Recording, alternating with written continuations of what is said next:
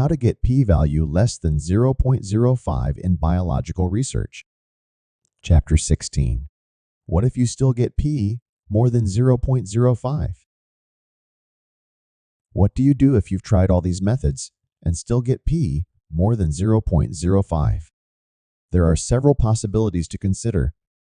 A possibly false negative result. Here are a few potential causes of a false negative result and action you might take. Random variation due to sampling. In the chapter, Increase Sample Size last. Reduce unexplained variability first. There are simulations that show how much a p-value can vary just by taking another random sample from the same population. We saw that, even with just 4 samples, the p-values ranged from 0.028 to 0.25. P-values go up or down by an order of magnitude just as a result of taking another sample. This is one reason why it is so important to do a power and sample size calculation to give yourself a good chance of getting p less than 0.05. Observations that appear to be wrong or inconsistent. What is the cause? A few observations that appear to be wrong or inconsistent can give rise to non-significant p-values. In work with my clients, I have found that such anomalous observations can be caused by an operator who is new and not sufficiently trained, by specimens that were shipped at temperatures that caused the sample to degrade, by particular sites that don't collect, store, and process specimens correctly, by particular instruments that have not been calibrated, by reagent lots that have expired or gone bad, and similar problems related to the process, but not related to the treatment. If you keep a record of such information for each specimen you run, you can see if any such process variables are correlated with the anomalous observations. Specifically, you can regress your response Y variable against each of these process variables to see if any of them consistently correlate with the anomalous observations. A variation on this method is to create a new variable in which you classify each observation as anomalous, yes or no. Then use this anomalous yes or no variable as the response variable in a logistic regression, where the explanatory variables in the logistic regression are treatment and each of the process variables for which you have information.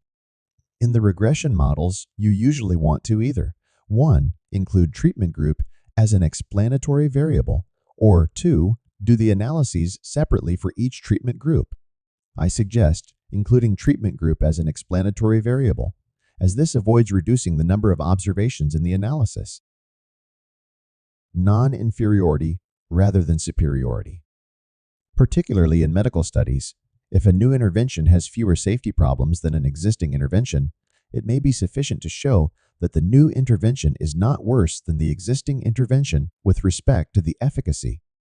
In a biological setting, it may be scientifically interesting, for example, to show that the effect of one genetic mutation is not less than the effect of another genetic mutation. In these situations, an alternative to a formal statistical test for difference is a formal statistical test for non-inferiority. The sample size required for non-inferiority studies depends on the allowable margin.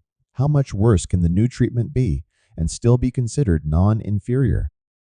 Unfortunately, unless the non-inferiority margin is large, the sample size required to show non-inferiority can be quite large.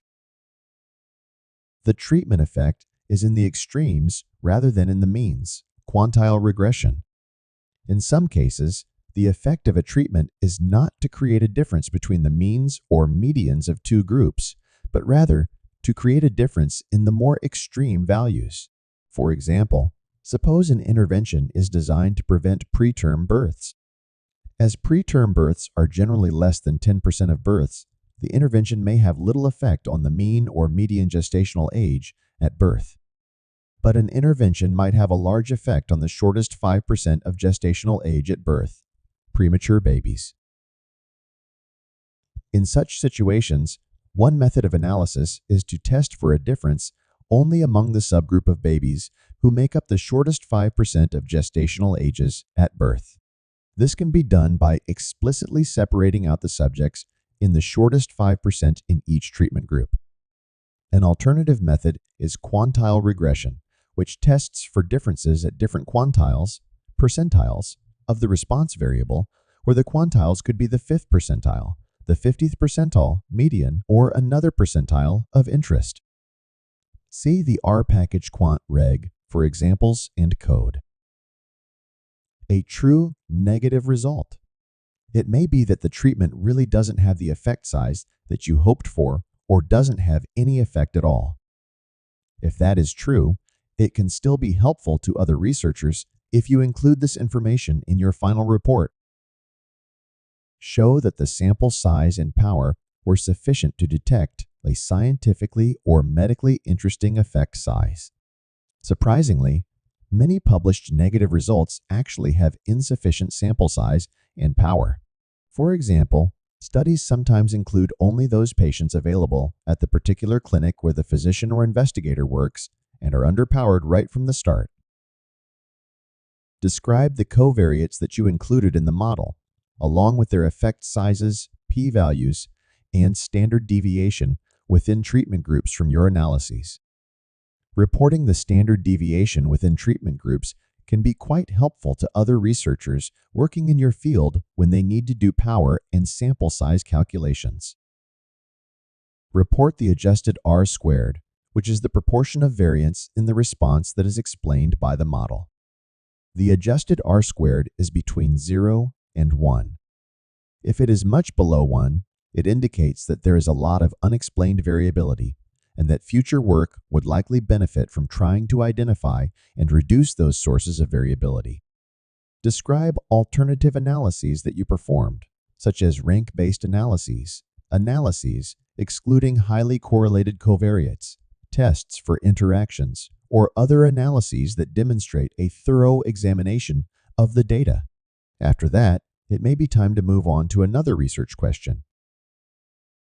Visit mwalkerstatistics.com to download our code for all examples and get the free companion book in PDF format, or order a copy from Amazon.